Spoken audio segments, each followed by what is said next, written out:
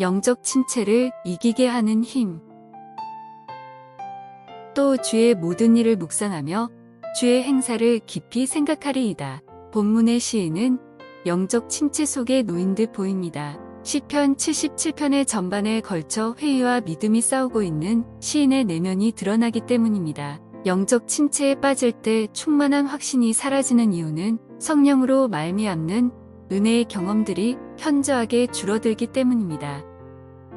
믿음이 없는 것은 아니지만 회의와 의심도 버리지는 않은 중간적 상태가 지금 시인의 상태입니다. 이러한 상태에서는 자기를 회복시켜 주시는 하나님께 담대히 나아갈 수도 없고 그렇다고 뒤로 물러날 수도 없습니다. 그래서 영혼은 신음하게 됩니다. 칼빈은 이러한 상태를 인내와 고집의 경계선 사이에 있는 경험이라고 했습니다. 아직 깊이 경험되지 않은 하나님 자신을 기다리는 인내와 더 깨뜨려져야 마땅한데도 자신의 옛 성품을 버리지 않으려고 하는 불경건한 고집을 한 인격이 동시에 품고 있기 때문입니다. 이러한 진퇴양난의 기로에서 시인은 그 상황을 극복하는 한 통로를 발견합니다. 그것이 바로 묵상입니다.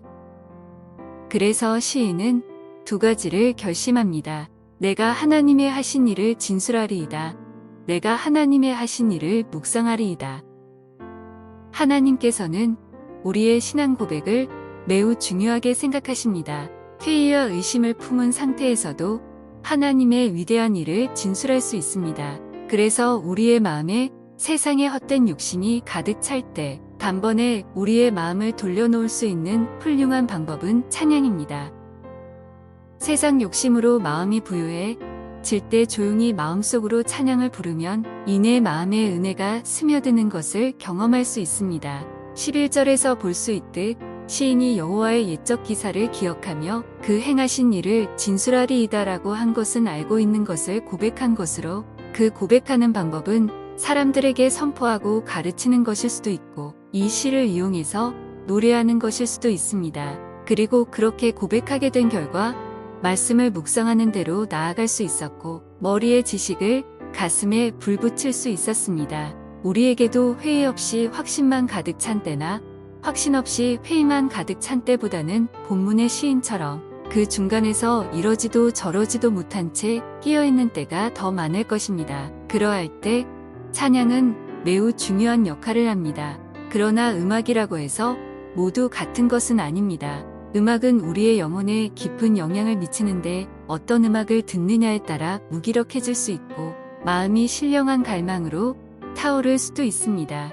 천지 창조시에도 음률이 있었습니다. 그래서 그 음에 가까이 갈수록 우리를 맑게 하고 새롭게 하고 우리의 마음과 정서를 창조의 원질서로 돌아가게 만들어주지만 타락한 인간의 정서가 추구하고 목말라 하는 음률을 따라가게 되면 우리의 정서는 하나님을 묵상하기에 적합지 않게 됩니다. 본문과 같이 같은 의미의 내용이 두 번 반복된 것은 그것을 강조하기 위해서였을 것입니다. 하나님께서 이제는 은혜를 베푸시지 않는가?